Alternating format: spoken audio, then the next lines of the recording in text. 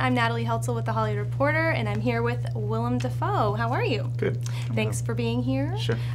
So you're in a new film called The Florida Project. Yes. Can you just quickly tell us a little bit about the film, what the story is? The story, first I'll tell you where it takes place, and that tells a lot about the story. It takes place in Central Florida, just outside of the amusement parks and Disney World and the other attractions, in a budget tourist motel called the Magic Castle. And in that budget tourist motel live a lot of families that don't have a permanent residence. They're long-term, temporary residents at this motel. And it's a very precarious lifestyle because they don't have a home.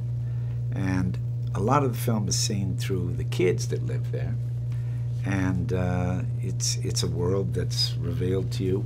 I play the manager of the motel, and it basically focuses on mother and daughter relationship of this one family and interactions with the various people in the motel trying to cope.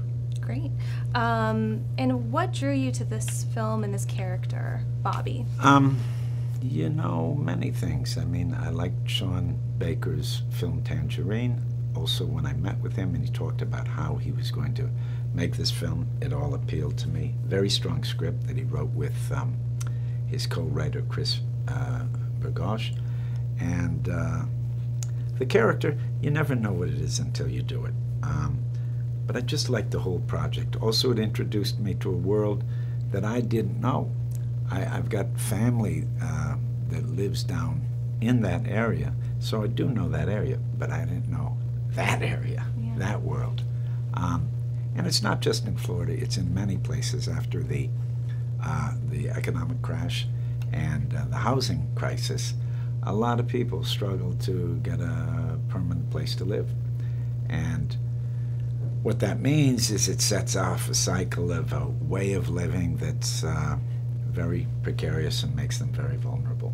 And that's the world we're entering. But we're also seeing it through the eyes of kids. And they're on summer vacation, they're hanging out, they're going through the woods, they're hassling people in the motel. Causing some trouble. Yeah, causing me, my character, a lot of trouble. And that's sort of the world. You mentioned you liked the script. After seeing the movie, so much of it feels natural and improvised almost. Yeah. How was the entire script there to begin with? A lot of the script was there, and then it was supplemented by opportunities and improvisations and sometimes alternative takes where you basically get a take and then they'd say, do one in your own words or mess it up or forget the lines or, you know, you'd have another approach. But it was pretty strong script. That was the structure. But then Sean is very good at seeing something happening and like taking advantage of it. Whether it's storks going into ibises, whatever these birds are going into the parking lot, or a beautiful light, or just an opportunity of something happening because we're shooting in a real place that is functioning as a motel. Oh, wow. I mean, there were people living there in this situation. What was it like shooting with Well, people they helped us. They helped us, and it was also important because, you make something about the way people live, and it's easy to talk about them and us. But after a while, they were helping us. They were there. They were guiding us. Them became us. There was no distance. We got to know them. They kind of kept us honest on the reality of what the world was, and it was really a great experience. And you work with some very young actors, like Brooklyn Prince. Yes. She's amazing. Yes, she is. I won't give it away, but she goes through so many different levels in the movie, and to see a child do that kind of acting was very impressive. What was it like on your side, working with her? Good. I mean, Brooklyn's a special case because she's kind of a natural performer, and she's quite a character, so she's been performing for from the get-go, as far as I know. And she is an actress. Most of the kids in the movie are kids, and they're performing for this particular movie. Brooklyn has done other movies. She came in through a traditional casting process. She's an actress. She's a little actress, but she's a kid first. And Sean, it's not an actressy performance. You know, she's a kid first. Yeah.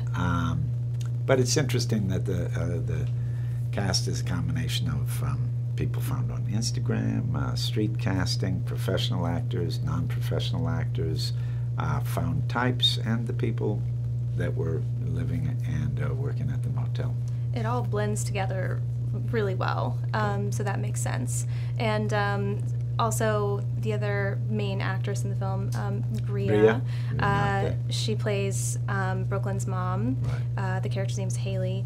What was it like? I believe this is her first acting credit. It is. What's it like? You're such a seasoned actor. I don't know if you hear that word all the time, but you're a very seasoned actor. Okay. So, I'm spicy. you know.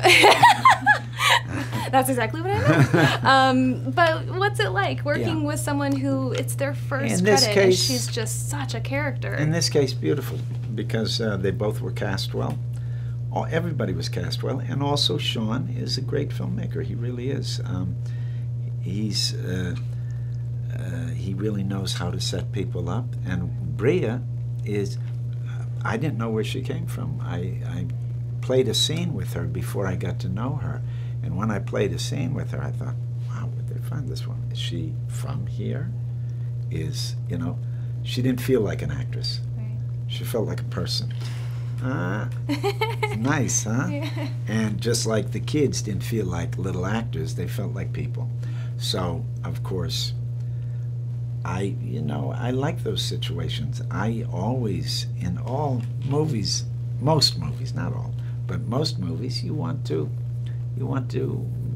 get that actor smell off you. You want to forget you're an actor. You don't want to see a performance. You want to see people up there. And so it's a pleasure. It was fun. It was a tight little group making a movie, sometimes traditionally, sometimes very experimentally. You've worked with a lot of directors. What do you think you get out of independent film? Because I also noticed a pattern where you can do major, more studio movies, and then in the same year, right around the same time, you have, it's Spider-Man autofocus, Finding Nemo, Once Upon a Time in Mexico. Right. What do you get from an independent film that you don't think you can get from a studio film? Oh God. Every film's different, but I think with independent films, they tend to be slightly more personal. They tend to be more risky. They tend to be less defined. Not always. There are exceptions. You can't speak generally. But, I'm attracted more to independent film because by the very nature of the industry, if it's a big budget movie, you have a responsibility to return that investment by assuring that there will be a large public. So there's a certain kind of calculation, a certain kind of responsibility, there's a certain kind of understanding that you have to tell a story or show something that people will accept. So there's less possibility to challenge, there's less possibility to frighten, there's less possibility to risk. But that's okay. Movies can be all kinds of things, and that's why I like to go from different kinds of movies, not only for my interest, but also my health as an actor. And it's fun to be with different kinds of people and exercise different muscles. Keeps you on your toes. Yeah. So don't get me wrong. I'm sometimes very happy in Hollywood movies, but it's clear that it's a product. It's an industry product. You have professionals calculating something, making something that they're crafting into something that can sell. Now, independents have the same kind of economic pressures, but there's some possibility sometimes, particularly at a lower budget, to let the director, particularly if he's an auteur like Sean, who's a writer, director, and editor, let them go. Let them make something that's personal to them, and hopefully it'll be, you know, it'll be true enough that it'll resonate with other people. And for me, I think this is what's happened with the Florida Project, because it surprises me. It really creeps up on people, and it feels like it's got its finger on something that's happening now. And it also is a film that has a social reality that few films have right now. So I value my participation, and I value seeing it, and I hope it gets seen, because I think people need that emotional connection. They need that human dimension. They need that contact, because every day through our development, we're losing that. Yeah, the director, Sean Baker, his films are like a slice of life, and a lot of them are worlds that no one has seen before. Right. And this one especially was it was eye-opening. It was really raw. Did you feel that when you were on set? I mean, apparently, you said you were with the actual people who live there and are living this life. Yeah, so you don't. It's like I was being a motel manager. I was with people that I liked. We were telling a story that sometimes was tough, but it's also about living. And those kids are cute, they're fun. Sometimes they're totally out of control, but that helps me because that's my job in the movie. There were so many real-life parallels to what I had to do in the movie, and I always like that. Were they getting rowdy during scenes? Absolutely. They'd get away with murder.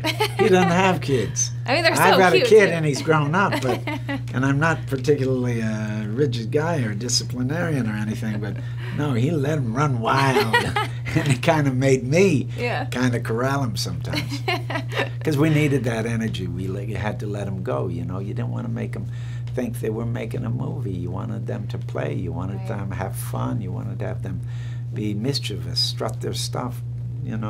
That's what we wanted. Yeah. And we did it. Was there a particularly challenging scene for you? You have a couple of, again, I don't want to do any spoilers, but you have a couple of pretty powerful scenes. Good. It's a role that's kind of like the connecting tissue of the movie. So there are no great big dramatic scenes or any great transformation maybe. It was really about staying on it, and keeping it kind of balanced. But there was a practical aspect to that, because as I'm dealing with the different people, I have to adopt different strategies. And I'm not even thinking about that. I'm thinking like a motel manager. I'm thinking about, how do I get this woman to pay her rent? Because I've yelled at her. That's not working. I got to sweet talk her. I got to cut her some slack, and maybe then she'll, feel like I'm not the enemy. All kinds of strategy. So it was always to find a variation in my approach to this. Otherwise, I would have just been yelling at everybody all the time. Yeah. Your character Bobby also he has to keep a bit of a distance and not get, I think he can see himself getting emotionally involved. Oh, yeah, absolutely. And at the end of the day, it is his job, though. He doesn't live there. We don't see his actual He does home. live there. Oh, does he? He does live there. You see him walk into his apartment, yeah. Oh, okay. It's not, this movie has some air in it, It's not, we don't know exactly who Bobby is, but he does live there. He's a little bit mysterious. Huh? I didn't even realize it. Yeah. A mysterious guy. And there's a couple of scenes that you get a flavor of a past, you get a flavor of some disappointments in his life, but I think that is kind of to just remind you that he's one of them, and he's about a paycheck away from being them, right. So it's that weird relationship that he's trying to always find the greater good, because he represents running the community, and but at the same time he does love these people that he's around, and he tries to help them out. Sometimes he can, sometimes he can't. So it has a real rooted kind of unmelodramatic feel, and I like how it kind of expresses the humble ambitions of a working class guy that's just trying to do a little better. It's, for me, it's touching, because when I was interviewing, when I was doing research and I was meeting some of these motel managers, the one common thing for all of them is they took pride in their jobs. And they were like, I'm taking care of these people. You should have seen this place before. It was a hellhole. But now, it's not perfect, but it's getting better. And so it was interesting. Do you watch it? Have you seen the movie? Do you watch your own films? I do. I mean, I see it, see how it came out. And, see if, and also just, I know I'm going to be talking about it, so I better know what the hell You're like, I don't know what happened. Yeah. Well, tell me. I just went there, and who knows what the end product is. How did it turn out, by the way? Yeah, can you just let me know? Did I die? Can I prepare for this? Well, I was just curious, because, some actors don't like to watch anything that they... I think Johnny Depp famously does not watch any Who of does? Johnny Depp, I think, does not watch any of his movies, famously. I do, but I don't obsess on them. I mean, I see them to see what happened, and it's very hard to see them as an audience because you have too many associations of making it. And for me, always the making of it, and it makes sense because the life experience of making it is always more powerful than the movie, clearly, no matter how beautiful the movie is, because you're talking about, sometimes 5 months next to 2 hours. I mean, and it's a record. It's not the experience itself. Right. And it's mediated. Right. That is in here. This is in here, but it's also rearranged and made into something else. Yeah. What is some advice that you like to give to young actors? I don't give any advice. Really? To young actors or young filmmakers? No. Have you received any advice that's helped you? I haven't received any advice, and I don't give out advice. I think people have to kind of find their own way. But hey, that's advice. Maybe. Find your own way. A little bit. No, but I do want to answer that. I do give one piece of advice, and that people starting out, I say go towards people that are doing stuff that you admire or you like, and just get close to them. Don't be a snob, It's like, and this comes from my experience because I believe in apprenticeship. My experience in the sense of, I started working in the theater, very humbly, doing carpentry work and doing errands and helping out, and then there came that day. It's kind of like something out of a movie, where they say, hey, Willem, we need somebody else to come in here, And then you do a little bit more, and you insinuate yourself into the fabric of that thing. So when that happens, it better be a place you want to be, and you feel connected to it, So get around people that you admire, and something will happen. Even if they repel you away, that's something happening. That puts you further down the line. But really say, who do I like? Who's doing work that I like? And get near it in whatever way you can. Is that true? Because I knew you started in theater. And I still do theater. I still do theater. Oh, that's right. Yeah. Did you start with just on a fluke like that? Did someone say, "Hey, can you get into this?" For movies? For theater. Someone say, "Hey, get in." No. So I was also going to ask what made you. I was one of these idiot kids that liked theater when he was young and did community theater and all that. Gotcha. But in a humble way, because I grew up in Wisconsin, and it's not exactly like the cultural capital of the world. But no, they have a lot. A lot of stuff Packers. going on. Sure. Okay, in all seriousness, yes. Thank you for being here. Yes. The movie is great. It's fantastic. Good. You're fantastic in it. Thank you. I heard some rumors or, some reviews rather about comparing it to Moonlight. There's a lot of buzz happening. Good. And I think it's all for good reason. Good. So I hope everyone sees it. And it opens Friday, October 6th. And goes wide. It starts out as a platform release, and then it goes wider by the end of October. Oh, perfect. So it should be nationwide by the end of October. Perfect. Thank you so much again for being here. My pleasure. And we will catch you next time. Okay, cool. Thanks, everyone. Yeah. Okay, thanks.